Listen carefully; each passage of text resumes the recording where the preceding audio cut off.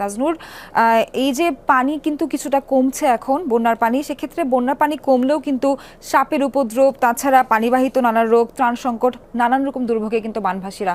সবশেষ পরিস্থিতি আমাদের জানাবেন।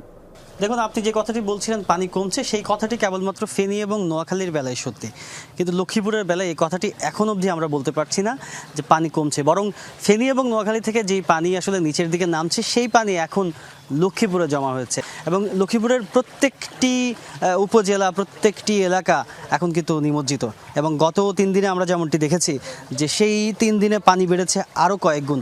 বিশেষ করে নোয়াখালী থেকে যে পানিগুলো এই নিচের দিকে নামছে, সেই পানিতে কিন্তু একেবারে শহরের খুব কাছাকাছি এলাকা পর্যন্ত ডুবে গেছে, যার ফলে মানুষজনের জীবন একরকম থমকে গিয়েছে। এবং আজকে আমরা একটি এলাকায় রয়েছি, সেটি হচ্ছে দিঘলি ইউনিয়ন, যেটি সদর থানার মধ্যেই। এবং আমরা এখান থেকে মূলত একটি স্বেচ্ছাসেবী দলের সঙ্গে কিন্তু একটি গ্রুপের সাথে আমরা আরও ভেতরের দিকে যেতে, একটু প্রান্তিক এলাকায় যাওয়ার পরিকল্পনা করেছে।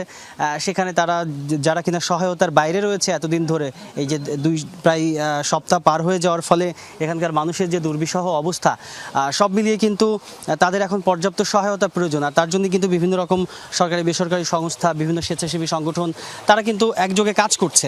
এবং সেই কাজের অংশ হিসেবে আমরা এরকম একটি গ্রুপের সাথে কিন্তু নৌকা নিয়ে মূলত আমরা ভেতরের দিকে যেতে চাই, যার ফলে কিন্তু এই প্রান্তিক অঞ্চলের মানুষ যারা রয়েছেন তারা কিন্তু সেই সহায়তা কতখানি পাচ্ছেন সেই বিষয়টিও যেমন দেখা যাবে, একই সঙ্গে সেখানে যে আরও বেশি সহায়তা দরকার সেই বিষয়টিও নিশ্চিত করা দরকার। যার ফলে এই বার্তাটি সবচেয়ে বেশি গুরুত্বপূর্ণ যে লক্ষ্মীপুরের প্রত্যন্ত যে এলাকাগুলো রয়েছে সেখানে খুব জরুরি ভিত্তিতে নিরাপদ খাবার পানি এবং যে খাদ্য সহায়তা, সেগুলোর দিকে আরও বেশি জোর বাড়াতে হবে। সোহার, তাজনুর পরিশেষে জানাচ্ছিলেন যে নোয়াখালীতে বন্যার পানি কমলেও লক্ষ্মীপুরে এখনো অবস্থা অপরিবর্তিত। ধন্যবাদ আপনাকে।